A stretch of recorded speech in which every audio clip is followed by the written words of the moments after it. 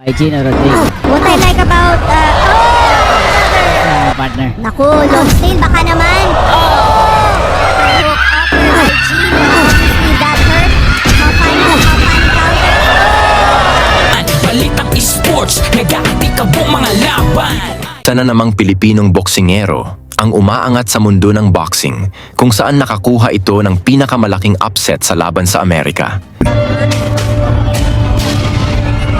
Siya ay ang tubong antipolo, Rizal na si Gino Rodrigo na may impresibong record na 13 panalo kung saan 11 panalo ay natapos sa knockout.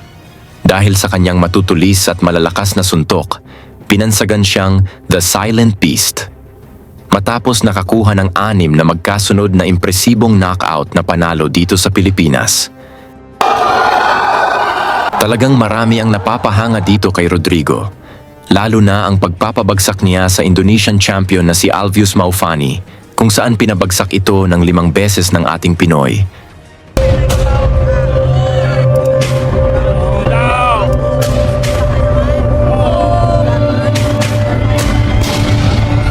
At marami ang nakapagsabi na mas malakas pa ito kay John Riel Casimero. Dahil dito sa kanyang performance, nabigyan agad ito ng pinakamalaking laban sa kanyang karera, kung saan nakakaharap nito ang knockout artist na si Elvis Rodriguez na may 15 panalo at 13 knockout. Bagamat napabagsak ni Rodrigo ang kalaban, natalo ang ating Pinoy sa pamamagitan ng desisyon sa laban na ginanap sa James L. Knight Center sa Miami, United States. Dahil nagustuhan ito ng mga Amerikanong boxing fans ang kanyang ipinakita, kaya't muli siyang binigyan ng pagkakataong lumaban sa Amerika. Ngayon lang, Marso 8, 2024 muling nagbalik si Rodrigo sa Amerika upang harapin itong future world champion ng Puerto Rico na si Matthew Gonzalez na may 15 panalo, walang talo at 13 dito ay tinapos niya sa knockout. Kaya sa kanilang laban ay lumabas na sobrang dehado ang ating pambato. Halika mga boxing fans, ating panoorin itong napakalaking upset na naganap sa Philadelphia, United States. Sa umpisa ng laban, naging maingat ang dalawang boksingero kung saan may respeto sa lakas sa bawat isa. Ang Pinoy na si Rodrigo ang naka-orthodox stance at suot nito ang black trunks.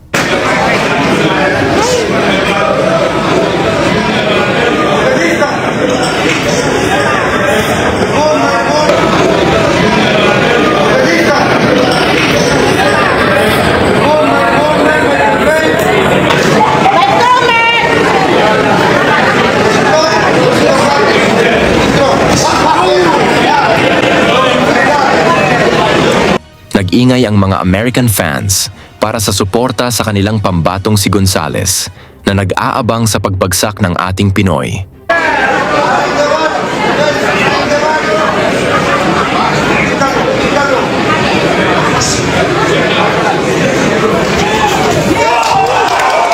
Mula sa solidong pinakawalan ng Pinoy, bagsak si Gonzalez, bulagta ito na parang tinumbang poste.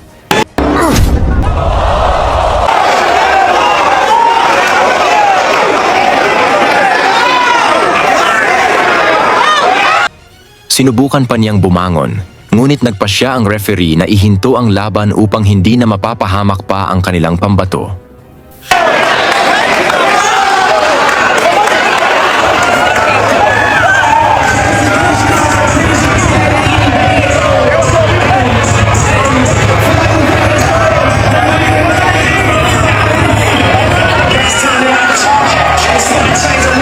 Sa pamamagitan ng technical knockout, naitala ni Rodrigo ang isa sa pinakamalalaking upset sa boxing ngayong taon at pinag-uusapan ito sa Amerika.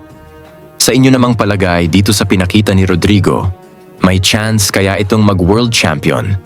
Banggitin nyo na lang ito sa baba at isama nyo na rin ang inyong lugar para malaman natin saan na umabot ang talakayang ito. Lagi niyong sundan, huwag magpapahuli. Pag-usapan ni bakbakan, balita niya at laban. Mga Pinoy na di nagpapagapi. Salamat sa mga suporta na lagi nandyan.